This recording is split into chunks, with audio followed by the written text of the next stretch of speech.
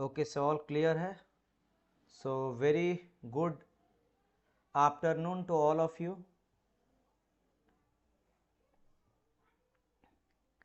चलिए क्लास में सारे बच्चे फटाफट जुड़ जाइए, हम लोग आज के सेशन को स्टार्ट करेंगे। एंड आज आप लोग रहने वाला सेकेंड लॉ ऑफ थर्मोडायनेमिक्स के ऊपर सारे क्वेश्चन डिस्कस करेंगे। Second law of thermodynamics,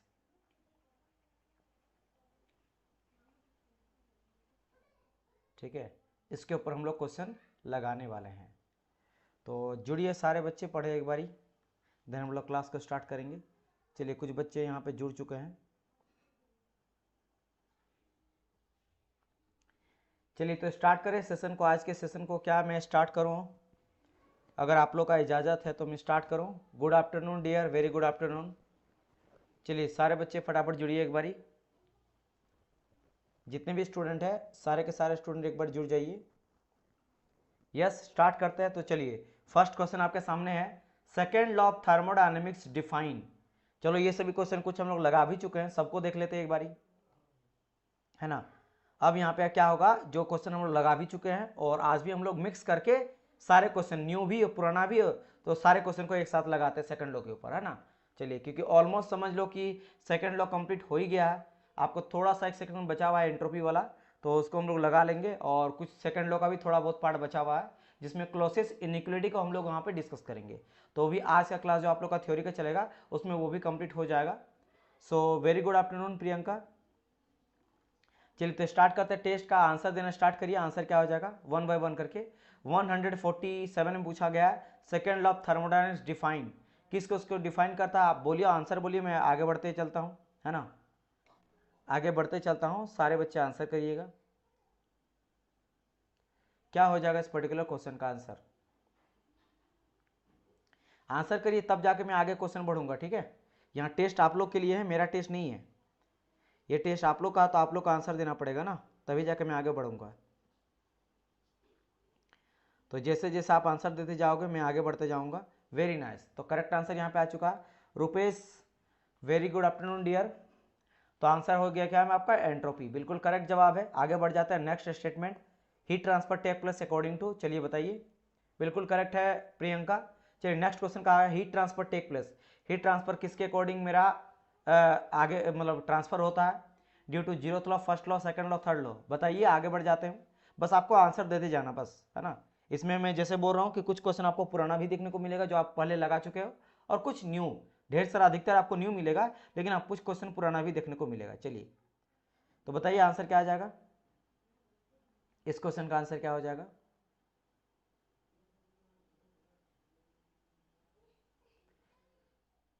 heat transfer take place according to zeroth law of thermodynamics, first law of thermodynamics, second law of thermodynamics, या फिर थर्ड लॉ ऑफ थर्मोडायनेमिक्स?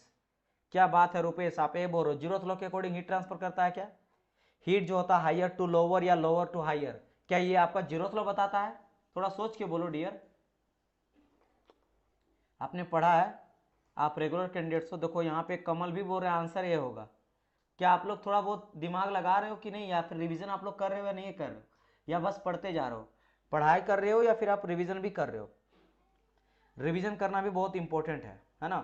चलिए प्रियंका, नहीं नहीं नहीं नहीं, किसी का सही नहीं आ रहा, क्या बात है। चलो अभी कमल का सही आंसर आया है, समझ नहीं आ रहा कि आप लोग का गलत क्यों हो रहा है। भाई देखो मेरी बात, जीरोथ लॉ जो है ना वो मेरा बताता है क्या, टेम्परेचर इक्विलिब्रियम को, उससे मुझे टेम्परेचर का कॉन्सेप्ट मिला था, टेम्परेचर इक्विलिब्रियम कैसे करेंगे वो मेरा बताता जीरोथ लॉ। फर्स्ट लॉ बताता कंजर्वेशन ऑफ एनर्जी का, वो एनर्जी को कंजर्व करता, जिस भी फॉर्म ऑफ एनर्जी में आप दोगे उससे वो किसी और चीज में कन्वर्ट करेगा तो एनर्जी कंजर्व करता है, ये बताता फर्स्ट लॉ। सेकेंड लॉ मेरा बताता है, याद करो मैं कैसे बताया था, कि ये रहा T1, यहां से हीट मेरा आया, ये वर्क डन किया, और वर्क डन करने के बाद कुछ मेरा हीट को रिजेक्ट किया, तो ये मेरा क्या था, this is your heat engine.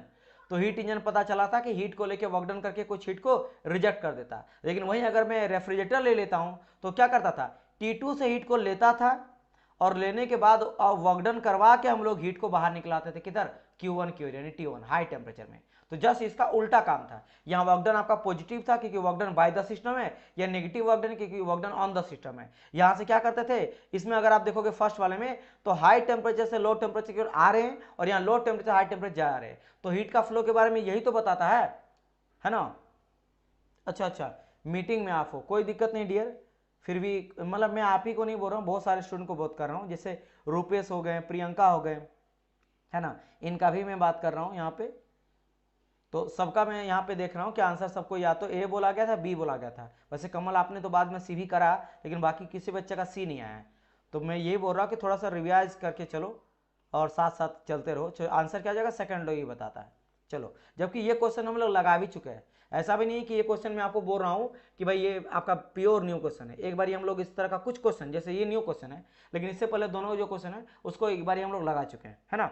तो चलिए अब इस क्वेश्चन का देखिए, इस क्वेश्चन का जो आपको थ्योरी है उसको मैं जस्ट प्रीवियस लेक्चर में समझाया था। कहा गया efficiency of Carnot engine depend on, बताइए कार्नोट इंजन का एफिशिएंसी किस पे डिपेंड करता है। क्या मेरा capacity of the engine, engine का किस तरह का कैपेसिटी है उस पर डिपेंड करता है, या during the working of the engine, यानी कि इंजन किस तरह से काम कर रहा है उसके ड्यूरेशन पे डिपेंड करता है, या फ्लूइड का क्या नेचर रहता है वर्किंग फ्लूइड का, है ना, नेचर का बात करा गया, या temperature limit of the working fluid, या फिर टेम्परेचर लिमिट में। मैंने क्या कहा था, एफिशिएंसी ऑफ कार्नोट क्या लिखते हैं, याद करो, मैंने लिखा था कि 1 - T2/T1। एक्चुअल में मैंने कहा था जैसे अगर कोई भी इंजन है, जैसे मान लो हीट इंजन है, तो हीट इंजन का एक्चुअल जो हम लोग जानते हैं वो जानते हैं 1/Q2/Q1। लेकिन जब ये कार्नोट हीट इंजन मेरा बन जाता है, इसी को मैं बोलूंगा कार्नोट हीट इंजन, तो ये बन जाता है 1 - T2/T1। मतलब कि जो भी मेरा क्या है हीट है वो रिप्लेस कर जाता है टेम्परेचर में। तो केवल और केवल टेम्परेचर लिमिट डिपेंड करता है। याद होगा टीएस डायग्राम में हम लोग देखे थे कार्नोट साइकिल को कि इस तरह का मेरा साइकिल बना था, यहाँ पे था लोअर टेम्परेचर, है ना, T1 = T2 लिखे थे, T3 = T4 देखे थे। केवल ये था आपका मैक्सिमम टेम्परेचर, ये था मिनिमम टेम्परेचर। तो मैक्सिमम और मिनिमम टेम्परेचर पे ही डिपेंड करता। तो आंसर क्या आ जाएगा मेरा, डी। चलो इस बार सबका करेक्ट है, रुपेश का, अमित का, प्रियंका, कमल, दीपक, सभी का करेक्ट आंसर है डी। Very good. चलो इस तरह से टाइम लो, प्लीज टेक योर टाइम, कोई हड़बड़ी नहीं है। जल्दी में बोलता हूँ उसका मतलब क्या कि जल्दी फटाफट आंसर करिए। मतलब मैं चाह रहा हूँ अगर आपको पता है कि सही मेरे को पता आंसर क्या, तो आप आंसर करो। लेकिन अगर आपको थोड़ा दिमाग लगाना है, सोच रहे हो कॉन्सेप्ट के साथ आप थोड़ा प्ले कर रहे हो, तो थोड़ा सा आराम से समझ लो देन आंसर करो। चलिए देखो ये क्वेश्चन देख लो, इसको फटाफट देना चाहिए। वाई, बिकॉज इस क्वेश्चन को हम लोग लगा चुके हैं। Ravi Gupta, very good afternoon dear, क्या बात है आप सैड हो कि हैप्पी हो। अच्छा चलिए डियर इस क्वेश्चन का आंसर लगाइए। Very good very good. ये क्वेश्चन मुझे लग रहा रिपीट है क्योंकि ये क्वेश्चन मैं लगा चुका हूं जहां तक मुझे याद है।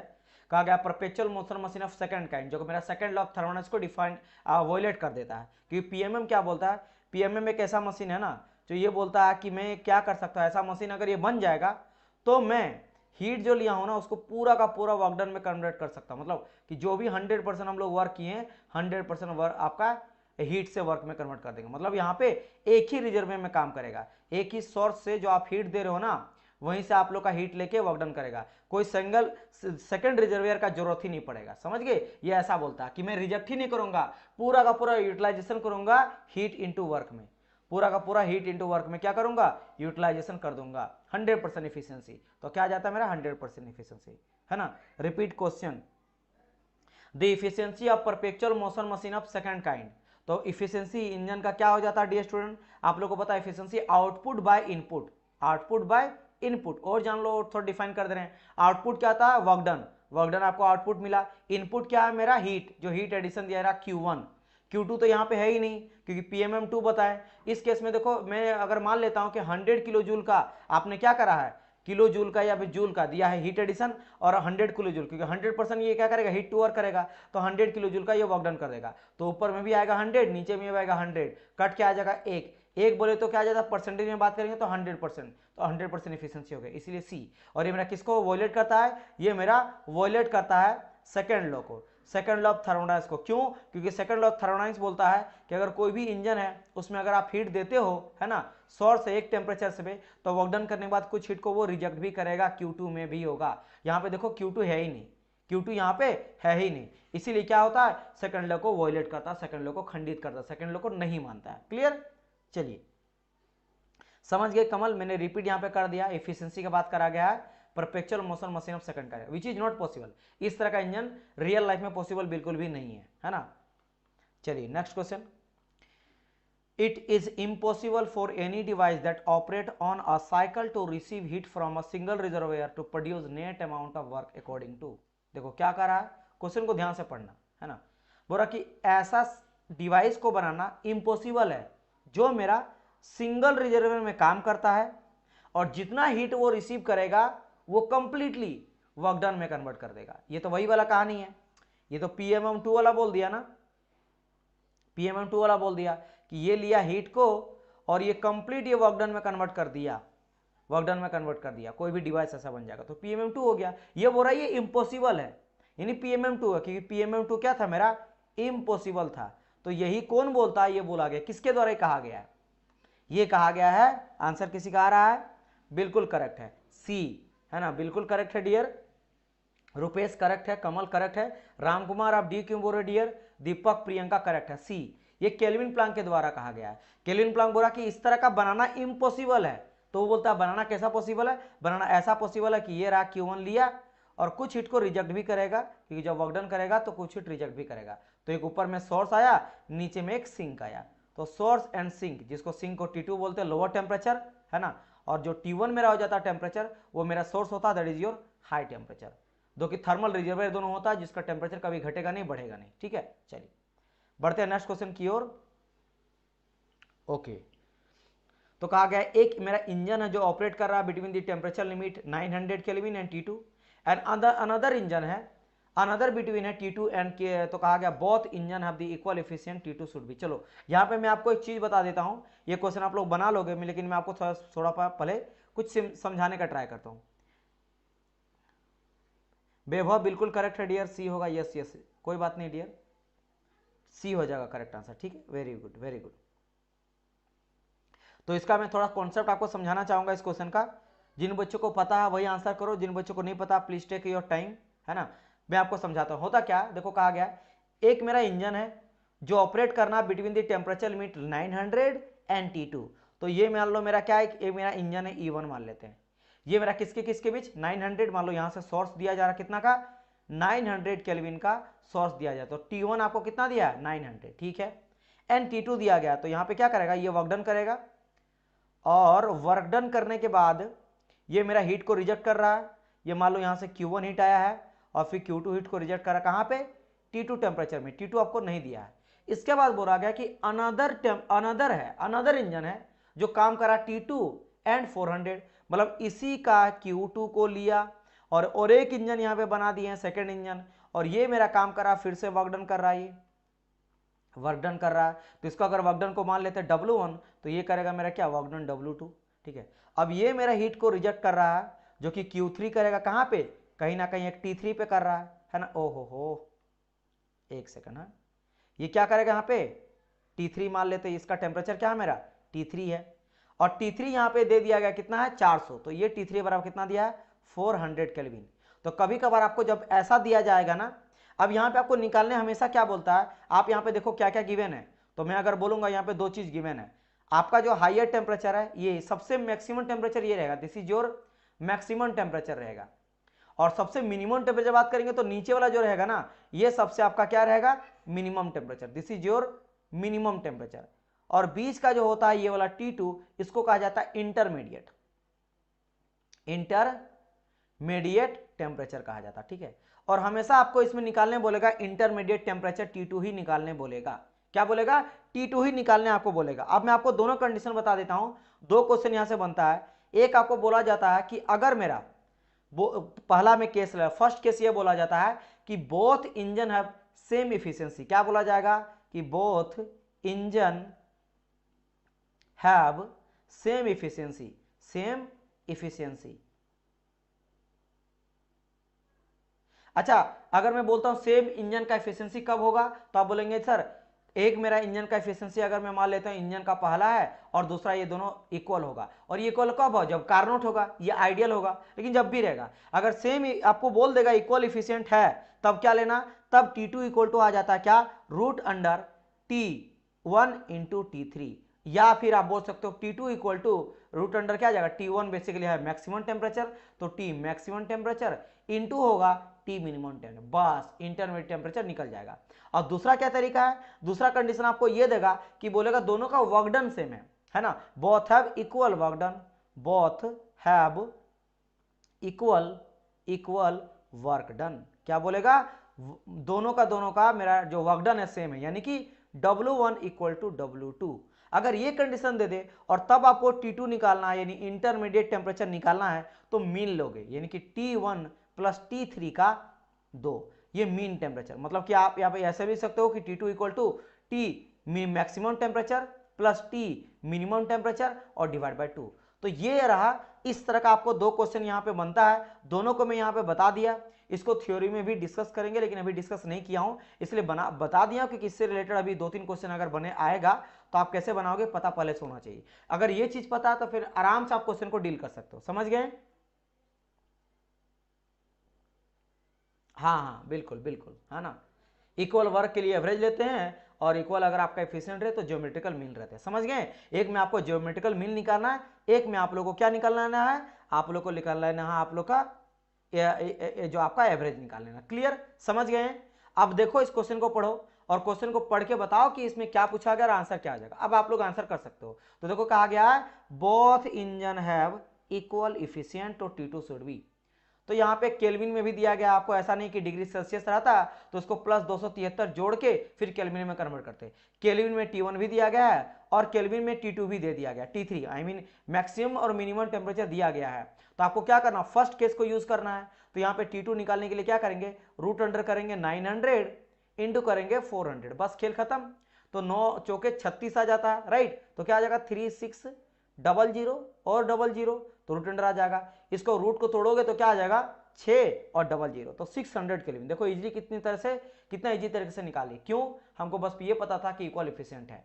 समझ गए कैसे इस क्वेश्चन को समझाएं, बनाना है, समझना और कैसे डील करना है इस क्वेश्चन को। चलिए अगर समझ आप लोग को आ गया, वैसे देखो मैं कुछ बच्चे का मैं बता देता हूं। अच्छा ऐड आ गया, कोई बात नहीं, हाँ मुझे पता ऐड आ जाता, उसको मैं हटवा दूंगा। तो अमित का करेक्ट आंसर आया था, सबसे पहले आंसर दे दिए थे। फिर आपका दीपक का करेक्ट है, रुपेश का करेक्ट है, वैभव का करेक्ट है, राम का करेक्ट है। और जिन बच्चों को नहीं पता ये समझ लेना, और सारे बच्चे एक बार इस सेशन को लाइक भी कर दो फटाफट। जितने स्टूडेंट लाइव देख रहे हैं एक बार सारे बच्चे जो है सेल्स को लाइक कर दो, है ना, क्योंकि लाइक मात्र 4-5 है और बच्चे यहाँ पे 15-17 देख रहे हैं। तो एक बार सारे बच्चे फटाफट सेशन को लाइक कर दो धड़ाधड़, है ना, मजा आना चाहिए। क्या ये चीज क्लियर हुआ, एक बार कोई बच्चा मेरे को क्लियर बोलेगा, समझ आ गया ना क्या मैं बताने का ट्राई करा, इज इट क्लियर और नॉट क्लियर हो गया, मैं आगे बढ़ूं, जल्दी बताइए, क्या क्लियर हो गया, एक बार जल्दी से बताइएगा, मैं आगे बढ़ जाऊंगा। या अभी भी कोई यहाँ पे चीजें समझने में कॉम्प्लेक्स लग रहा है तो प्लीज आप मेरे को बता सकते हो, मैं समझाने के लिए रेडी हूं, और अगर क्लियर हो गया तो अच्छी बात है। Yes clear, okay next question. चलिए which of the following is possible according to second law of thermodynamics, तो बताना है कि सेकंड लॉ ऑफ थर्मोडायनेमिक्स के अकॉर्डिंग कौन सा स्टेटमेंट यहाँ पे करेक्ट होगा। वैसे ये क्वेश्चन भी हम लोग लगा चुके हैं, तो जो भी क्वेश्चन आप पहले लगा चुके हो ना, ये रिवीजन की तरह समझ लेना, आप फटाफट बनाओ कि हाँ मुझे याद है, जो चीज हम लोग एक सप्ताह पहले या 4-5 दिन पहले लगा चुके हैं टेस्ट, वो मुझे याद है, यानी जो मैं पढ़ रहा हूँ भूला नहीं हो, चीजें याद है मुझे, तो बस लगाना आगे बढ़ जाएंगे। बिल्कुल करेक्ट है अमित, बिल्कुल करेक्ट है। और कोई क्या बात है, इतना स्लो आप लोग आंसर क्यों कर रहे हो भाई, थोड़ा फास्ट किया करो ना आंसर, इतना स्लो मत किया करो। सही बात है, ऐड मुझे भी आ जा रहा है, इस चीज को मैं हटाता हूं, डोंट वरी।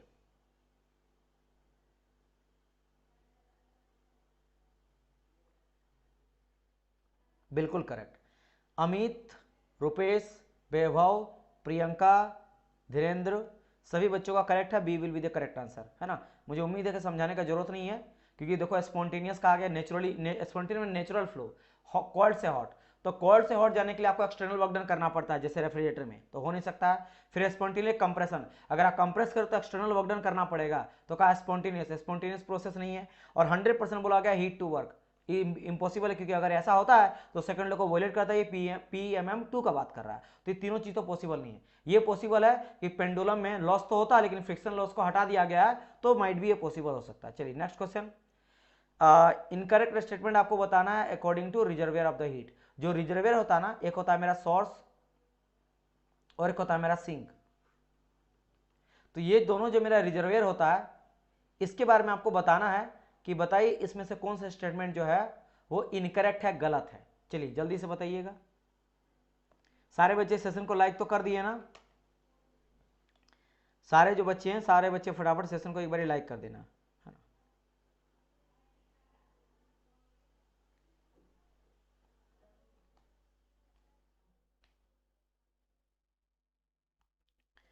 सारे के सारे एक बार इस सेशन को क्या कर देना है, लाइक कर देना है, ठीक है। चलिए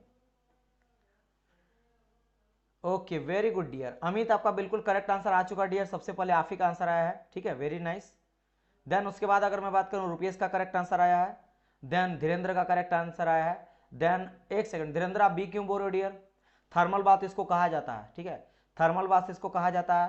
कांस्टेंट टेम्परेचर होता है, वेरी नहीं करता है। मैंने आपको कह रहा हूं सोर्स क्या होता है, ऐसा सोर्स होता है जिससे आप कितनों हीट ले लो, इसका भी टेम्परेचर कभी घटेगा नहीं, बढ़ेगा नहीं, कांस्टेंट टेम्परेचर आता है। और सिंक जो होता है, इसमें कितनों हीट डाल दो, इसका टेम्परेचर कभी क्या होगा, आपका घटेगा, बढ़ेगा नहीं। मतलब कितनों हीट दोगे तो बढ़ेगा नहीं, और कितनों हीट लोगे तो बढ़ेगा नहीं, कांस्टेंट रहता है ना। और थर्मल बाथ भी कहा जाता है, हीट कैपेसिटी कहा जाता है, इनफाइनाइट, वही बात है, घट नहीं रहा, समुद्र की तरह, है ना।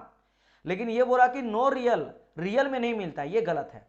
पिस्टन सिलेंडर के अंदर हीट जनरेट होता तो आपका क्या हो गया, एक तो सोर्स हो गया, और सिलेंडर के थ्रू आपका हीट एग्जॉस्ट हीट बाहर जाता है, वो आपका सिंक हो गया, तो ये पॉसिबल है। वही बात है कि साइलेंसर से जो आपका, मान लो मैं बोलूंगा कि सर पता है दुनिया में टेम्परेचर क्यों बढ़ गया, क्यों ना, मैं बाइक चलाया ना इसी की वजह से, मैं सर कार चलाया 200 किलोमीटर, उससे जो हॉट गैस निकला इसी वजह से पूरा इन्वायरमेंट गर्म हो जाएगा। उस थोड़ा सा साइलेंसर की वजह से गैस जो हॉट गैस निकला, उसकी वजह से पूरा इन्वायरमेंट का, दुनिया का टेम्परेचर नहीं बढ़ेगा, है ना। सेम चीज है, समझ गए मेरी बात की नहीं? तो वही है, उसी तरह आप कितना हीट दे दोगे इंजन में तो उसको ज्यादा कोई फर्क नहीं पड़ेगा, क्योंकि वो बराबर बनाते जा रहा से इंजन लिया हीट, फिर वो बना रहा, तो उसको कोई फर्क नहीं पड़ता। तो ये चीज हो गया डी। वेरी गुड राम, आपका भी करेक्ट आंसर है ना। चलिए स्टडी पार्क करके है, HSE study park, welcome dear student, तो आपका भी बिल्कुल करेक्ट आंसर है। नेक्स्ट करते हैं मूव। चलिए कहा क्या गया है, more efficient way to increase efficiency of the Carnot engine where T1 is the source and T2 is the sink. चलो इस क्वेश्चन को मैं रहने देता हूं, है ना, क्योंकि इस क्वेश्चन को अभी तक मैं आपको नहीं पढ़ाया हूं, तो मैं आपको बता दूंगा कार्नोट का। वैसे चलो डील कर देता हूं ना, आपको तो पता ही ये कहानी, है ना। चलो बराबर बताइए, मैं आपको बताता हूं, इसके पीछे का रीजन मैं बता देता हूं, मैं वो सारे कंडीशन आपको बता दूंगा। अच्छा कोई कोई चीज जो नया नया चीज बता रहे हो उसको प्लीज आप नोट डाउन कर लेना अपने नोट्स में, है ना। उतना तो आप कर सकते हो, एक कॉपी पेज लेना, उसमें नोट डाउन। जैसे अभी आपको एक नया कॉन्सेप्ट बताया था, कौन सा, मैं बता देता हूं, ये वाला, इसका वाला आप नोट डाउन प्लीज कर लेना, प्लीज नोट डाउन, है ना। इसको क्या कर लेना, आपको नोट डाउन कर लेना अपने नोट्स में, नोट्स में इसको डाउन कर लेना, लिख लेना। और अभी जो मैं बताने जा रहा हूं ये वाला, इसको भी नोट डाउन कर लेना। देखो इसमें मैं क्या बता रहा हूं, ध्यान से समझना। देखो क्या होता है, इफिशियंसी अगर मैं कार्नोट का बात करता हूं, कार्नोट का इफिशियंसी तो हो जाता 1 minus T2 open T1, where T2 जो होता है that is called your minimum temperature, and जो T1 होता है that is your maximum temperature, ठीक है। तो मैक्सिमम मिनिमम टेम्परेचर आ गया, कार्नोट का पता आपको, ठीक है सर, इतना मेरे को पता। नाउ अब बात करेंगे कार्नोट का एफिशिएंसी को अगर मुझे बढ़ाना है तो क्या क्या कर सकते हैं। देखो मैं आपको समझा रहा हूं, एकदम इजी तरीका है, बहुत ही एकदम इजी तरीका मैं बताऊंगा, आपको समझ में आ जाएगा। देखो एक तो आपका है ऊपर वाला मिनिमम टेम्परेचर, टी क्या है, T2 है मिनिमम टेम्परेचर, तो जो कम है ना उसको आप और कम कर दो। क्या मैं कहा, कम टेम्परेचर को आप अगर और कम कर देते हो तो इफिशियंसी ऑटोमेटिकली बढ़ जाता है। तो कम टेम्परेचर क्या मेरा T2 है, तो इसको अगर मैं कम कर दूंगा ना तो ऑटोमेटिकली इफिशियंसी बढ़ जाएगा। तो पहला क्या हुआ कि इफिशियंसी अगर मुझे कार्नोट का बढ़ाना है तो मैं क्या करूंगा, T2 टेम्परेचर को कम कर दूंगा, यानी कि ये जो मेरा मिनिमम टेम्परेचर है ना, मिनिमम को और मैं घटा दूंगा तो ऑटोमेटिक बढ़ जाएगा। दूसरा तरीका, अच्छा और सर T1 को क्या करेंगे इस टाइम पीरियड में, तो इस टाइम पे T1 को आप कांस्टेंट लेके चलो, मतलब T1 को आप कांस्टेंट रखो और T2 को घटा दो, इफिशियंसी बढ़ जाएगा। सेकंड कंडीशन क्या, अगर आपको इफिशियंसी बढ़ाना है तो इस बारी जो मेरा मैक्सिमम टेम्परेचर है, मैक्सिमम टेम्परेचर क्या T1, उसको ज्यादा को और ज्यादा कर दो, तो T1 को और बढ़ा दिए, और T2 को क्या करेंगे, कांस्टेंट रखेंगे। तो पहला कंडीशन। सेकंड कंडीशन क्या है कि एफिशिएंसी अगर कार्नोट का बढ़ाना है तो जो मेरा मैक्सिमम टेम्परेचर है T1 उसको और ज्यादा कर दो एंड T2 को कांस्टेंट रखो, तब भी एफिशिएंसी बढ़ता है। और थर्ड कंडीशन का अगर मैं बात करता हूं तो अगर आपको कार्नोट की एफिशिएंसी को बढ़ाना है तो दोनों चीज कर दो, दोनों बोले तो जो आपका मिनिमम टेम्परेचर है उसको और कम कर दो और जो मैक्सिमम टेम्परेचर है उसको और इंक्रीज कर दो। तो मिनिमम को और मिनिमम कर दिए, मैक्सिमम को और मैक्सिमम कर दिए, तो इफिशियंसी बढ़ जाता है। ये तीन कंडीशन से क्या कर सकते हो आप, कार्नोट की इफिशियंसी को और बढ़ा सकते हो, घटा सकते हो, जो भी चीज कर सकते हो। मेनली बढ़ाने का बात करा गया, तो इन तीनों से हम लोग इफिशियंसी को बढ़ा सकते हैं। अब यहां पे क्या कहा गया है, मोर इफिशियंट। देखो इतना जान गए ना, फिर भी जरूरी नहीं कि आप आंसर दे पाओ। पता क्यों? क्योंकि आंसर देखो क्या कहा गया, मोर इफिशियंट। सबसे ज्यादा इफेक्टिव वे कौन सा है, मोर इफेक्टिव वे कौन सा है, तो मोर इफेक्टिव ध्यान रखना ये पहला वाला है। मतलब कि सबसे ज्यादा जो इफिशियंसी मेरा बढ़ता कार्नोट का, वो कब बढ़ता है, जब आप मिनिमम टेम्परेचर को और मिनिमम करते हो तब, और T1 को कांस्टेंट रखते हो तब। ये कंडीशन ध्यान रखना है। तो मोर इफिशिएंट क्या आ जाएगा, इंक्रीज T1 नहीं, decrease T2 and keeping the T1 constant, तो बी। क्या इतना चीज समझ आ गया? तो इस चीज को आप बहुत अच्छी तरह से नोट डाउन कर लेना, ये भी आप लोग को नोट डाउन कर लेना।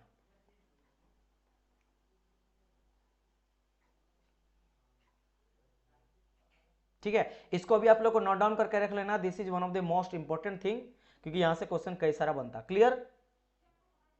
ठीक है, बिल्कुल। तो बी यहाँ पे जो भी बच्चे दिए हैं, जैसे राम का बी है, करेक्ट आंसर है। फिर अगर मैं बात करता हूँ, बी आंसर है, अमित का करेक्ट है ना। तो ये दो ही बच्चा मुझे लग रहा आंसर दिया गया। कोई बात नहीं, ये आपको नहीं पता था, लेकिन अब अगर इस तरह का क्वेश्चन आएगा, है ना, तो मुझे उम्मीद है कि आप लोग आंसर कर दोगे। चलिए आगे बढ़ते हैं नेक्स्ट क्वेश्चन की ओर। चलिए ये रहा next question. Internal combustion engine works on, मैं पहले भी इसके बारे में डिस्कस कर चुका हूं। ऐसा क्यों होता मोर इफेक्टिव के लिए, ये ग्राफ के थ्रू मैं आपको समझाऊंगा। ग्राफ पूरा आपको समझना पड़ेगा, टीएस एंड टीवी डायग्राम।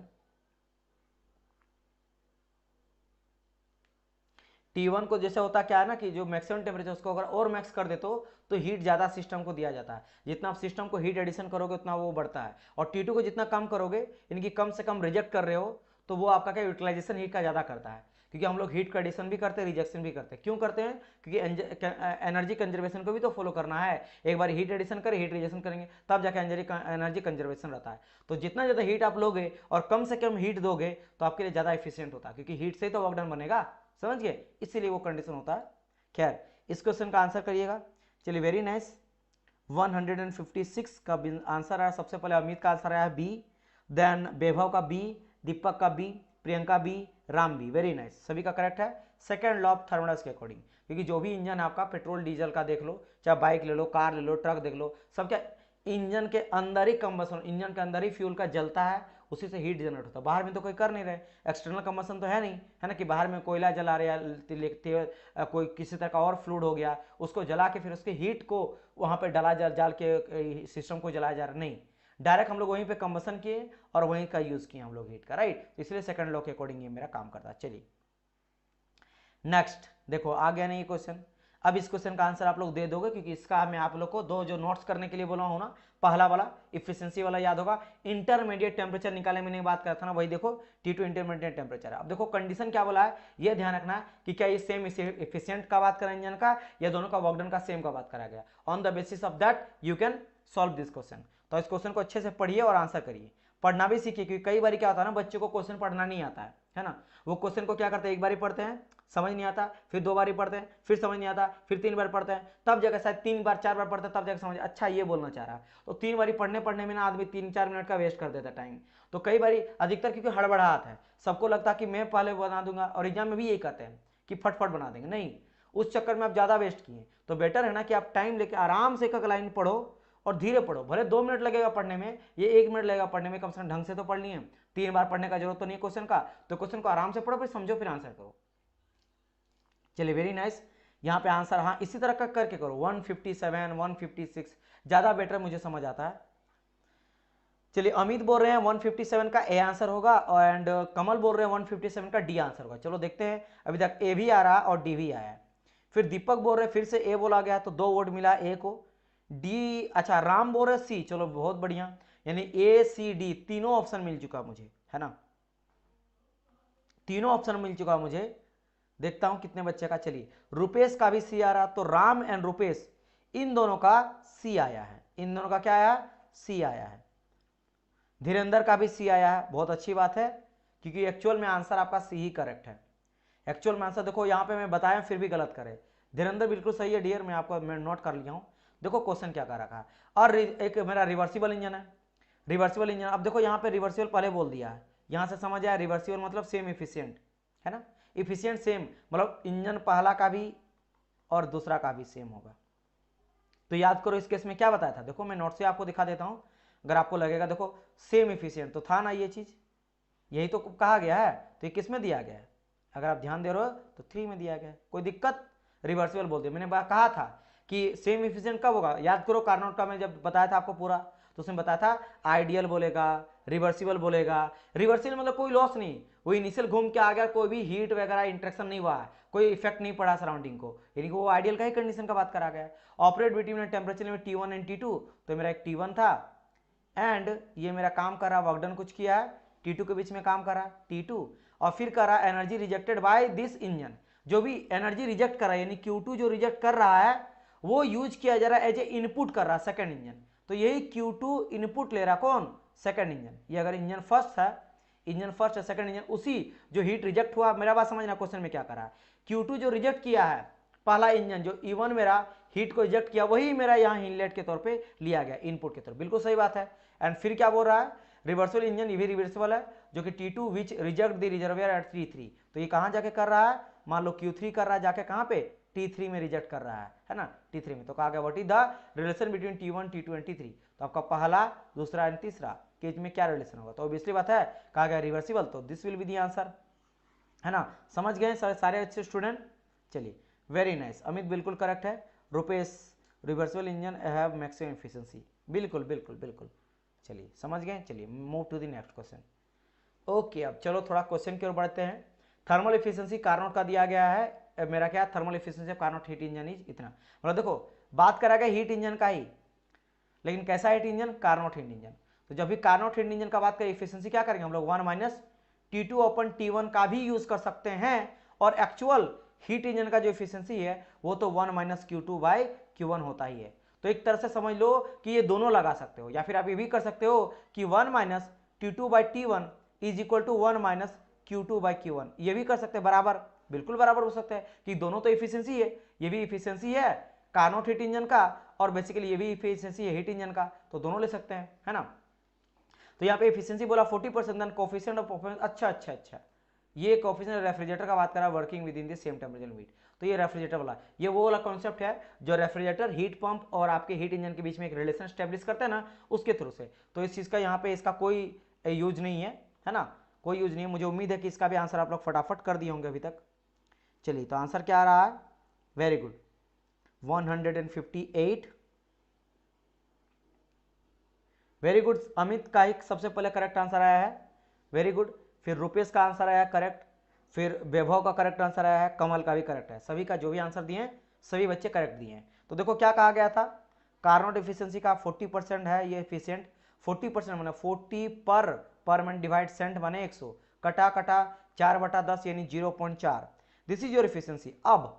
अब मैं कहा था कि ये मेरा क्या है, COP ऑफ जो हीट पंप होता है वो 1 अपन रिवर्सिबल मतलब रेसिप्रोकल होता है किसका, हीट इंजन के एफिशिएंसी का, ठीक है, हीट इंजन के एफिशिएंसी का, तो हीट इंजन के एफिशिएंसी तो बेसिकली क्या है, कार्नोट हीट इंजन ही था, तो ये 1/04 कर देंगे, जो भी हीट इंजन का एफिशिएंसी होगा उसको अगर रिवर्स कर देंगे तो COP निकल जाएगा हीट पंप का, तो ये मेरा निकल गया क्या 10/4, तो कट करो तो 5/2, तो 5/2 मतलब 2.5, तो 2.5 आ जाएगा मेरा COP ऑफ हीट पंप। लेकिन यहाँ पूछा COP ऑफ रेफ्रिजरेटर, तो COP ऑफ जो रेफ्रिजरेटर होता है nothing but the COP of heat pump और -1, तो 2.5 में -1 कर देंगे तो क्या बचेगा 1.5, तो C हो गया आंसर। क्लियर, चलिए उम्मीद करता हूं समझ गए होंगे। यहाँ पे दो रिलेशन है जो याद होना चाहिए आपको, एक पहला ये और दूसरा ये रिलेशन, ये मैं आप लोग को बता चुका हूँ, ठीक है, दोनों रिलेशन को प्रूव भी कर चुका हूँ, समझा भी चुका हूँ, थ्योरी में बहुत अच्छी तरह से एक्सप्लेन में कर चुका हूँ। उम्मीद करता हूँ जो भी बच्चे करेक्ट कर रहे हैं ओब्वियसली बात आप समझे अच्छी तरह से होंगे। चलिए नेक्स्ट क्वेश्चन की रिमूव करते हैं, an engine working between positive temperature, ये भी मैं आपको समझा चुका हूँ। चलिए आंसर बताइएगा, आंसर सारे के सारे स्टूडेंट फटाफट दीजिए, क्या हो जाएगा इस क्वेश्चन का आंसर।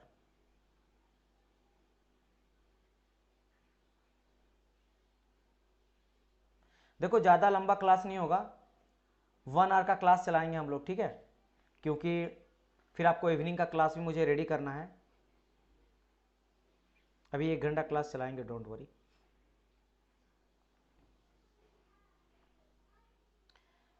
ओके बिल्कुल करेक्ट है dear, must be a heat pump, heat pump होगा, क्योंकि हीट पंप के केस में अगर पॉजिटिव टेम्परेचर लिमिट लेके नहीं चलेंगे तो इट्स नॉट वर्क, है ना, वो काम नहीं करेगा। चलिए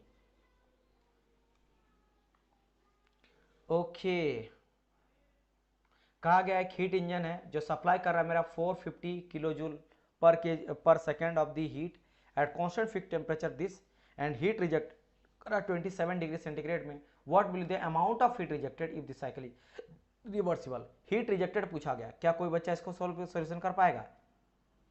चलो आई थिंक मुझे लग रहा है सेकेंड लॉ का पहला नंबरिकल आ चुका है, तो चलिए बताइए आप लोग क्या हो जाएगा आंसर। आराम से इजी तरह से बन जाएगा। देखो यहाँ पे क्या फॉर्मूला लगेगा मैं आपको हिंट के तौर पे बता दे रहा हूँ, हिंट के तौर पे। अच्छा यहाँ पे देखो किसका बात करके, हीट इंजन या रेफ्रिजरेटर है, तो सर यहाँ बात करा गया हीट इंजन का, ठीक है।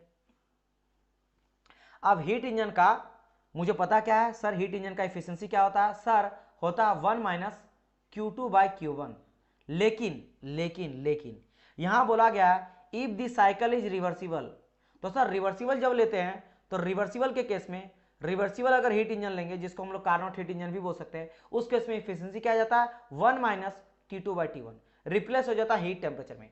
यानी कि मैं एफिशिएंसी ये भी बोल सकता हूँ, हीट इंजन का एफिशिएंसी ये भी इज इक्वल टू ये भी, कि दोनों तो सेम ही है, यानी यहाँ पे रिलेशन आप स्टेब्लिश कर सकते हो 1 minus Q2/Q1 equal to 1 minus T2/T1।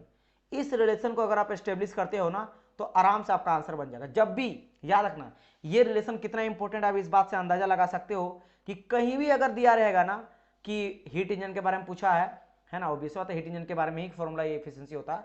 Heat engine अगर बोल दियो रिवर्सिबल है या आइडियल है या कार्नोट है, तो ये रिलेशन लगता ही लगता है। कि कभी कभार क्या कर देगा, एक हीट देगा एक टेम्परेचर देगा, या दो टेम्परेचर देगा एक हीट देगा, कभी दो हीट देगा एक टेम्परेचर देगा, तो कुछ ही तरीके से, या एक हीट देगा एफिशिएंसी देगा तो वहां से दूसरा हीट निकालो फिर टेम्परेचर निकालो, तो इसके थ्रू से आराम से आप कर सकते हो, है ना। हाँ अगर आपको केवल हीट का दिया है तो आप इस फॉर्मूला को लगा लेना, हीट का चेंज एफिशिएंसी पूछा है, या केवल टेम्परेचर आपको यहाँ पे पूछा है, या टेम्परेचर दिया और एफिशिएंसी पूछा है, या एफिशिएंसी दिया टेम्परेचर पूछा है, तो इसका लगा लो। तो इसका भी यूज होता है, इसका भी यूज होता है, इसका भी यूज होता है, लेकिन फिलहाल तो हम देख रहे हैं कि यहाँ पे हीट भी दिया गया है और टेम्परेचर भी दिया गया है, तो थर्ड वाला इक्वेशन का यूज किया जाएगा। चलिए तो यहाँ पे देखो आंसर आने लगा है, very good, very soon complete हो जाएगा, डोंट वरी डियर। चलिए तो यहाँ पे 270 यहाँ पे आंसर आ रहा है, जो कि करेक्ट है अमित, बिल्कुल करेक्ट है अमित। एंड कमल बोल रहे हैं सर 160 का बी और सी करेक्ट लग रहा है, हाँ हाँ बी एंड सी में सी करेक्ट होगा, चलो मैं बता देता हूँ सी करेक्ट होगा, ठीक है। एंड रुपेश बोल रहे हैं 270 बिल्कुल करेक्ट है। चलिए तो मैं डायरेक्ट क्या करता हूँ, फॉर्मूला तो मैं आपको पहले ही समझा दिया हूँ, है ना। क्या क्या दिया गया, कहा गया कि हीट इंजन है, चलो मैं आपको समझा भी देता हूँ, बहुत सारे न्यू स्टूडेंट को जिनको समझने में दिक्कत होगा तो बहुत ही प्यार तरीके से समझ लो। हीट इंजन सप्लाई किया जा रहा है हीट, तो इसको हीट सप्लाई कर रहे हैं, मतलब मान लो Q1 हीट सप्लाई हो रहा 450 किलो जूल का, ठीक है, ये हीट इसको क्या कर रहा है, सप्लाई किया जा रहा है, राइट। अच्छा of heat at constant fix temperature of this, यानी T1 टेम्परेचर कितना दिया 227 दिया गया है। अब डिग्री सेल्सियस में दिया गया तो इसको आपको कन्वर्ट करना है डिग्री केल्विन में, तो प्लस 273 को हम लोग यहाँ पे जोड़ेंगे, तो प्लस 273 जब मैं जोड़ दूंगा 27 में तो कितना हो जाएगा 7 3 10 यानी 500 आ जाएगा, पूरा 500 केल्विन आ गया T1 टेम्परेचर। अच्छा ठीक है, फिर क्या कहा, द हीट इज रिजेक्टेड, जो हीट रिजेक्ट कर रहा है, यानी यहाँ पे Q2 नहीं दिया गया है, और हीट जो रिजेक्ट करा Q2 वो कितना दिया गया है 27 डिग्री सेंटीग्रेड, इसको भी मुझे प्लस 273 जोड़ना है, तो यहाँ कितना हो जाएगा 27 जोड़ोगे तो 300 आ जाएगा केल्विन। तो देखो यहाँ पे केल्विन में दोनों टेम्परेचर मिल गया, T2 भी पता चल गया 300 है, T1 पता चल गया आपका 500 है, और Q1 पता चल गया 450 है। अब यहाँ पूछा गया है what will be the amount of heat rejection Q2 अगर मेरा रिवर्सिबल होगा, तो इस वाले का यूज करेंगे, क्या जानते हैं 1 minus Q2/Q1 equal to 1 minus T2/T1, तो यहाँ से 1 माइनस खत्म हो जाएगा, ओनली क्या बचेगा Q2/Q1 equal to T2/T1। Q2 यहाँ पे आपको निकालना है तो अच्छी बात है, Q2 को बाहर रख लेंगे और बाकी T2/T1 इंटू Q1 आ जाएगा। यहाँ पे T2 कितना दिया गया 300 दिया गया है, T1 कितना दिया गया 500 दिया गया है, और Q1 कितना दिया गया 450 दिया गया 450। तो बस सिंपल सा क्या करना है आपको, कैलकुलेट करना है, ये दोनों जीरो खत्म होगा, 5 से इसको कट कर सकते हो, है ना, 9 से 0 आ जाएगा और 9 27 270 किलोवाट में आपको आंसर देखने को मिल जाएगा। और याद रखना जब भी आप लोग को हीट जो है ना वो किलो जूल पर सेकंड में दिया रहेगा तो आंसर आपको मिलेगा किलोवाट में आंसर। तो इसीलिए आंसर आपका क्या हो जाएगा, सी हो जाएगा। समझ गए? जिन बच्चों को नहीं आ रहा उम्मीद करता हूं कि आप समझ गए होंगे किस तरह के सोल्यूशन करेंगे, है ना। मैं थोड़ा सा स्लो चलूंगा और इस तरह का न्यूमेरिकल को अच्छे से बताऊंगा ताकि जिन बच्चों को समझ नहीं आ रहा उनको समझ में आ जाए। चलिए next question, direction of natural process is dedicated by the dash law of thermodynamics. Dictated कहा गया, वही एक ही बात है, डेडिकेटेड डिक्टेटेड। किसके अकॉर्डिंग डायरेक्शन के बारे में बताया जाता है? याद है आप लोग को मैंने कहा था कि कौन सा लॉ को मैंने कहा था कि डायरेक्शन लॉ भी कहा जाता है और क्वालिटी बेस्ड लॉ भी कहा जाता है ना। Direction based law and quality based law किसको कहा जाता है? सी क्यों बोला जा रहा है, समझ नहीं आ रहा है आप लोग, क्या हो गया आप लोग को, समझ ही नहीं आ रहा मुझे।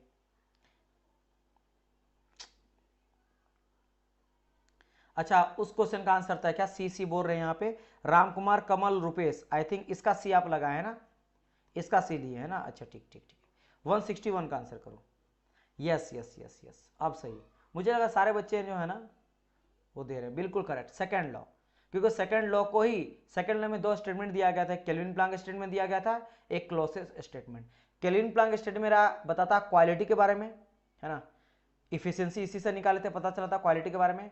और क्लॉसियस पता चलता है मेरा डायरेक्शन के बारे में, क्योंकि हम लोग लोअर से हायर भी ले जा सकते हैं, वो बताया था कि लो से भी हाई की ओर ले जा सकते हैं हीट को काम करवा के, एक्सटर्नल वर्क डन करवा के। तो मेरा डायरेक्शन लॉ और क्वालिटी बेस्ड लॉ कहा जाता है। तो डायरेक्शन मेरा सेकंड लॉ से ही पता चलता है ना। जो बेसिकली अगर कहा जाए कि डायरेक्शन किससे पता चलता है तो क्लॉसियस के थ्रू, कि सेकंड लॉ का दो स्टेटमेंट दिया गया था, इन दोनों में से क्लॉसियस हो जाएगा। चलिए नेक्स्ट क्वेश्चन कहा गया if the temperature of the heat source is इतना एंड सिंक कितना तो कार्नोट का एफिशिएंसी क्या होगा? बहुत सिंपल क्वेश्चन। यहाँ पे आपको दे दिया गया है हीट इंजन दिया गया है जो कि कैसा है मेरा कार्नोट हीट इंजन है, ठीक है। तो यहाँ पे आपको इस बारी देखो केवल टेम्परेचर लिमिट दिया गया, तो इस बारी आप लोग क्या करोगे, वही यूज करोगे 1 - T2 / T1, क्योंकि यहाँ पे हीट के बारे में मेंशन नहीं करा गया। T1 आपको दिया गया, वो भी क्या दे दिया गया आपको केल्विन में, तो आपको कन्वर्ट करने का भी जरूरत नहीं है। एंड जो T2 दिया गया है वो कितना दिया गया है 850 केल्विन। तो बताइए यहाँ पे आंसर क्या आ जाएगा, है ना, इफिशियंसी इसका क्या होगा? क्योंकि जैसे कार्नोट बोल दिया है ना, तो कार्नोट केस में हीट कितना आ रहा है, कितना जा रहा है, कितना वर्क डन कर रहा है, कोई मतलब नहीं है, कोई मतलब नहीं इन सबसे। क्यों? Because Carnot efficiency depend on temperature only, वो केवल टेम्परेचर में ही डिपेंड करता है। तो ये तो मेरे को पता है। तो T2 टेम्परेचर आप ऊपर में लिखो, देखो आंसर आई थिंक आर नहीं लगा है। Okay 57.3, B very nice Amit Rupesh, बिल्कुल करेक्ट है। तो आंसर क्या आ जाएगा इसका, बी आंसर देखने को मिल जाएगा, ठीक है। क्योंकि क्या करेंगे 1 माइनस करेंगे, T2 दिया गया 850 एंड ये आ जाएगा 9190, ये जीरो कटा, यहाँ पे क्या आ जाएगा 199 माइनस 85 डिवाइड बाई 199। तो 85 यहाँ पे करोगे आंसर करके, इसका आंसर डायरेक्ट कर लेना। जो आंसर आप लोग को मिल रहा ना, चलो मैं आपको कैलकुलेट करके एग्जैक्ट बता भी देता हूँ। तो यहाँ पे अच्छा चलो पहले ये लिख देता हूँ, इसको तो 114 आ जाता है, बाई 199 करेंगे। तो जब ये करोगे ना डियर, तो आपको मिलेगा कुछ 0.57286 इस तरह डिजिट जाएगा। तो ऑब्वियसली आप परसेंटेज में करोगे तो 57.283 को हम लोग 3 लिख सकते हैं, है ना, परसेंटेज में कर दिए, ठीक है। तो समझ गए हैं आप लोग आंसर कैसे आपका क्या आ जाएगा, B will be your correct answer. तो कैसे आपका बी आंसर होगा, करेक्ट, बिल्कुल करेक्ट है डियर, है ना। राम, धीरेन्द्र, अमित, रुपेश तो मैं पहले बोल दिया करेक्ट है आप लोग का। नेक्स्ट क्वेश्चन, चलो और एक क्वेश्चन यहाँ पे आ गया है, कहा गया हीट मेरा है of 100 kilo joule is supply to the heat engine. एक हीट इंजन है जिसको कितना हीट सप्लाई कर रहे हैं, Q1 इक्वल टू 1000, ठीक है। फ्रॉम द रिजर्वियर यानी सोर्स से दिया जा रहा है, कितना दिया रहा है T1 equal to 1000 kelvin, and reject कर रहा है वेस्ट हीट को टू द रिजर्व ऑफ इतना। अच्छा ठीक है, तो ये रिजेक्ट कर रहा है कहाँ पे, T2 में कर रहा है, और वो कितना दिया है 300 केल्विन। तो कहा गया इंजन वर्क आउटपुट, चलिए यहाँ पे वर्क आउटपुट ही दिया गया, कितना दिया है 400 किलो जूल का वर्क आउटपुट। तो इफिशियंसी कितना है इफिशियंसी Q2 आपको यहाँ पे नहीं दिया गया है, इफिशियंसी आपको निकालना है ना। इफिशियंसी क्या हो जाएगा आपको यहाँ पे बताना। अब देखो जब भी इस तरह का आएगा, जब भी आपको इस तरह का क्वेश्चन आएगा तो मैं आपको एक हिंट देता हूँ क्या करना है आपको। यहाँ पे देखो यहाँ पे क्या आप बोल सकते हो कि सर ये मेरा कार्नोट हीट इंजन है क्या? माइट भी हो सकता है, किसको क्या पता, क्योंकि यहाँ पे कहीं नहीं बोला है कि कार्नोट हीट इंजन नहीं हो सकता है। तो क्या पता हो सकता है, तो चेक करना पड़ेगा। और हो सकता है एक्चुअल मेरा हीट इंजन है, एक्चुअल हीट इंजन है। तो एक्चुअल हीट इंजन का केस में क्या लेते हैं हम लोग efficiency 1 minus Q2 open Q1, और कार्नोट के केस में क्या लेते हैं 1 माइनस T2 ओपन T1। अब क्या करोगे आप लोग को देखना, दोनों एफिशिएंसी निकालोगे, जो आंसर है ऑप्शन में वही करेक्ट होगा, समझ गए, वही आपका करेक्ट हो जाएगा। चलिए तो आंसर यहाँ पे 40% आ रहा है ना, चलो बहुत अच्छी बात है अगर आप लोग का, लेकिन 40% यहाँ पे दिया है बिल्कुल, चलो वेरी नाइस। तो दोनों आप लोग को निकालना पड़ेगा। चलो मैं मान लेता हूँ अगर ये मेरा कार्नोट रहता तो क्या ये सही है कार्नोट, तो चलो मैं आपको बना के दिखाता हूँ। तो कार्नोट एफिशिएंसी को गया 1 माइनस T2, T2 कितना दिया है 300 एंड डिवाइड बाई 1000, 1000 में 300 गया तो 700 बचा, 700 बचा 1000 बचा बोल रहे 700 बटा 0 खत्म हुआ, क्या हुआ 7/10। भाई साहब 7/10 मतलब क्या था 0.7 यानी 70%। तो क्या यहाँ पे 70% दिया है, यानी कि ये कार्नोट एफिशिएंसी नहीं है, मतलब कार्नोट साइकिल नहीं है। अब रियल का बात करते हैं तो 1 माइनस Q2, अब देखो यहाँ पे आप लोग को Q2 तो मेंशन नहीं है, Q2 यहाँ पे दिया नहीं गया है, कोई बात नहीं, हम लोग इसका यूज नहीं करेंगे। दूसरा तरीका है मेरा, क्या है कि actual heat engine equal to क्या जानते हैं हम लोग को पता है work done upon heat input, इससे हम लोग लगा सकते हैं, है ना। वर्क जो भी हम लोग देते हैं, कितना मुझे आउटपुट वर्क मिलता है और कितना हम लोग इन करते हैं हीट को, इससे कर सकते हैं, क्योंकि वर्क आउटपुट तो दिया है तो 400 वैल्यू पुट करेंगे और डिवाइड बाई क्यू इनपुट कितना देंगे 1000। आप कट करोगे तो कितना आ जाएगा 4/10 मतलब 0.4 यानी कि 40%। तो आप इसके थ्रू से भी निकाल सकते हो 40% आ गया, समझ गए। तो देखो यहाँ पे मैं ये दो फॉर्मूला लिखा था, ये नहीं तो ये फॉर्मूला भी यूज कर सकते हो दिस वाला, क्योंकि एक्चुअल में तो ये होता है, क्योंकि घुमा फिरा के यही तो हम लोग लिखते हैं कि एफिशिएंसी इक्वल टू वर्क जो भी आउटपुट होता है डिवाइड बाई हीट जितना इनपुट होता है, क्योंकि वर्क आउटपुट इक्वल टू क्या था Q1 minus Q2 divide by Q1, और ये Q1 कट के 1 माइनस Q2 बटा Q1 आता। तो एक्चुअल जो है ना ये इसी का एक्सटेंडेड फॉर्मूला है, तो इस तरह से आप निकाल सकते हो, समझ गए। दोनों चेक करना पड़ता sometime. Sir real heat engine भी हो सकता है, रियल हीट इंजन ही है डियर, ये कार्नोट नहीं है ना, क्योंकि 40 आ गया ना, इट मीन्स ये कैसा इंजन है, this is your real engine, real engine ये मेरा निकला। अगर इसका एफिशिएंसी इतना आ जाता 70% ना, तब ये कार्नोट होता। कभी कभार आपको ऐसा क्वेश्चन पूछा जाता है कि बताइए रियल है यार, आपको पूछेगा ये इंजन पॉसिबल है या नहीं है, तो वो अगर मेरा कार्नोट एफिशिएंसी जो भी निकलेगा एफिशिएंसी उससे अगर कम आया तो पॉसिबल है। अभी क्वेश्चन आएगा डोंट वरी। तो क्या बोला, जब कुछ ना दिया हो तो किसका एफिशिएंसी निकालना है, क्योंकि करते हैं जब रिवर्सिबल, एक सेकंड तब तक ऐड आ गया।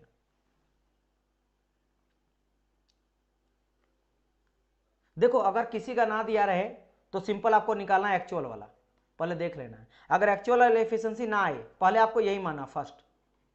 मैं कार्नोट इसलिए लिया क्योंकि मुझे पता था कि ये रियल इंजन है इसलिए, तो आपको पहले एक्चुअल देख लेना, अगर ये नहीं आ रहा तो देन कार्नोट की ओर जाना है, ठीक है, टेम्परेचर लिमिट चेक करना, ठीक है। और बाकी एक ऐसा क्वेश्चन आता है जिसको पूछा जाता है कि ये इंजन प्रैक्टिकली पॉसिबल है या नहीं है, तो उस केस में क्या आता है आपको दोनों का दोनों निकालना पड़ेगा, इसका भी इफिशिएंसी इसका भी इफिशिएंसी। अगर मेरा कार्नोट का इफिशिएंसी ज्यादा है किससे, एक्चुअल से ज्यादा हो गया, यानी वो साइकिल मेरा पॉसिबल है, क्योंकि इफिशिएंसी हमेशा ज्यादा किसका होता है कार्नोट का होता है, क्योंकि ऑलवेज इफिशिएंसी इज कार्नोट का ज्यादा होता है then the actual heat engine, actual engine से ज्यादा कार्नोट का होता है। लेकिन अगर ऐसा हुआ कि कार्नोट का जो हीट इंजन है उससे ज्यादा मेरा निकल गया आपका एक्चुअल इंजन का, उस केस में वो इंजन मेरा पॉसिबल नहीं होगा, वो इम्पॉसिबल इंजन होगा, वो मेरा इम्पॉसिबल इंजन हो जाएगा या डिवाइस हो जाएगा या सिस्टम हो जाएगा, और ये मेरा पॉसिबल होगा। ये इसका भी क्वेश्चन मैं अभी आप लोग को एक देने वाला हूं, तो डोंट वरी, ठीक है। चलिए नेक्स्ट क्वेश्चन को रिमूव करते हैं, समझ गए होंगे आई होप सो। चलिए कहा गया है कि रिजर्वियर है heat engine, reversible heat engine, देखो ये रिवर्सिबल पहले बोल दिया, हीट इंजन का बात करा गया है, रिसीव कर रहा है इतना, ठीक है भाई 240 किलो जूल पर सेकंड मेरा हीट को ये रिसीव कर रहा है, फ्रॉम कितना 6 एंड 27 डिग्री सेंटीग्रेड से। ओके पहले तो आपको इसको केल्विन में कन्वर्ट कर लेना है, ठीक है। खैर and the heat rejected to the sink जितना, और यहाँ पे आपको दिया गया है रिजेक्शन T2 300 केल्विन। तो क्या पूछा? पावर। पावर बोले तो वर्क डन आपको पूछा क्या हो जाएगा। Q2 भी आपको यहाँ पे नहीं दिया गया है। आंसर बताइए क्या हो जाएगा। पावर। पावर आपको क्या पता है? क्या पता बताइए कैसे इसको सॉल्व करिएगा, कोई बच्चा मेरे को हेल्प कर पाएगा? वही sir, efficiency equal to work done upon heat input. Heat input H for heat input I लिख देते हैं, and W upon Q, right, W upon Q। And चूंकि अब देखो यहाँ पे आपको हीट भी दिया है और टेम्परेचर भी दिया है, तो क्यों ना, और रिवर्सिबल भी दिया है, तो क्यों ना हम लोग यूज करेंगे क्या इसका, कि इसके साथ साथ हम लोग करेंगे 1 माइनस T2 अपन T1 का इज इक्वल टू करेंगे 1 माइनस Q2 अपन Q1 का। इससे थोड़ा आसानी हो जाएगा, इससे क्या हो जाएगा, थोड़ा आसानी हो जाएगा। और हम लोग एक काम करते हैं ना, ये इस फॉर्म में नहीं लिखते हैं क्योंकि मुझे वर्क डन चाहिए ना, तो एक काम करते हैं इस फॉर्म में लिखते हैं, एक्चुअल वाला। एक्चुअल वाला क्या करते हैं हम लोग, लिखते हैं वर्क जो भी आउटपुट हो रहा है अपॉन हीट इनपुट, यहां से Q1 केवल लेके चलते। समझ गए क्यों ऐसा करा? क्योंकि मुझे वर्क डन निकालना है ना, तो टेम्परेचर के फॉर्म में नहीं, अगर हीट के फॉर्म में लिखें Q1 माइनस Q2 तो गड़बड़ हो जाएगा, क्योंकि मुझे वर्क आउटपुट निकाला इसीलिए लिखा है। तो मेरे को निकालना है ये वाला चीज, ये वाला चीज निकाला, ठीक है। अब कोई गड़बड़ नहीं है। अब यहाँ पे डायरेक्ट में क्या करता हूँ, 1 माइनस T2 आपको दिया गया 300, T1 को भी कन्वर्ट कर देंगे, तो यहाँ पे अगर मैं जोड़ देता हूँ इसमें 273, तो कितना आ जाएगा 600 और 3 900, तो 900 केल्विन मिल जाएगा मुझे। तो यहाँ पे हम लोग केल्विन ले लेंगे। वर्क डन तो मुझे निकालना है, एंड Q इनपुट भी आपको दे दिया 240, बस खेल खत्म। यहाँ पे 900 में से 300 जाएगा 600 बटा 900 इंटू 240, है ना, और इक्वल टू वर्क डन। तो ये 0 0 खत्म, 0 0 खत्म, एंड यहाँ पे क्या हो जाएगा, 3 से कट करो, और ये 24 था ना, 8 2 के 16, 160, तो ये किलोवाट आपका निकल गया। किसी का निकला है? You are welcome bro. अच्छा क्या चल रहा है भाई यहाँ पे? चलो वेरी नाइस, आंसर यहाँ पे आ चुका था। सबसे पहले मैं यहाँ बता दे रहा हूँ आंसर किसका आया है। अमित का सबसे पहले आंसर दिया गया है डी, फिर रुपेश भी बोले हैं डी, राम भी बोले हैं डी, सर क्या बोले रुपेश, थैंक यू रुपेश भाई, अच्छा अच्छा। फिर answer 160 160, very nice, very good dear.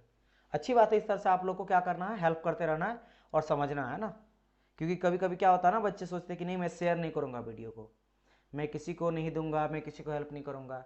कर भला तो हो भला, सुने हैं ना। तो अगर आप किसी के लिए भलाई करोगे तो भगवान आपका हमेशा भला करेगा। तो आपको हमेशा लोगों का हेल्प करते रहना है, क्योंकि अगर ऐसा ना हो तो दुनिया में इतना सारा चीज़ तो बनता ही नहीं।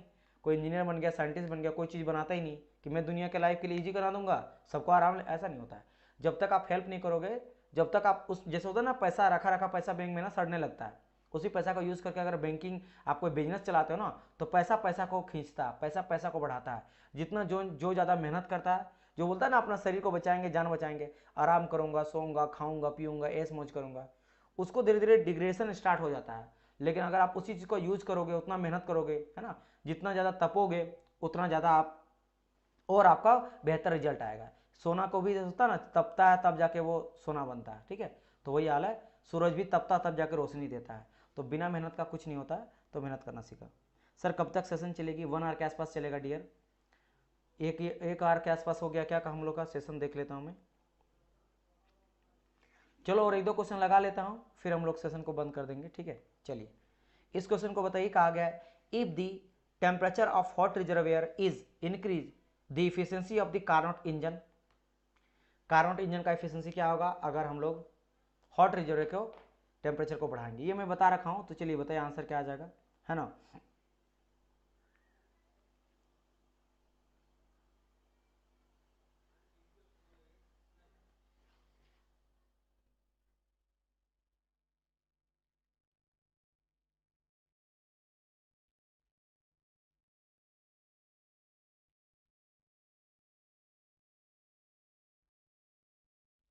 Very good very good very good, आप सभी का करेक्ट आ रहा है, वेरी नाइस। सी आंसर आ सभी। और बच्चे बोलो, इतने कम बच्चे क्यों रिप्लाई कर रहे हैं?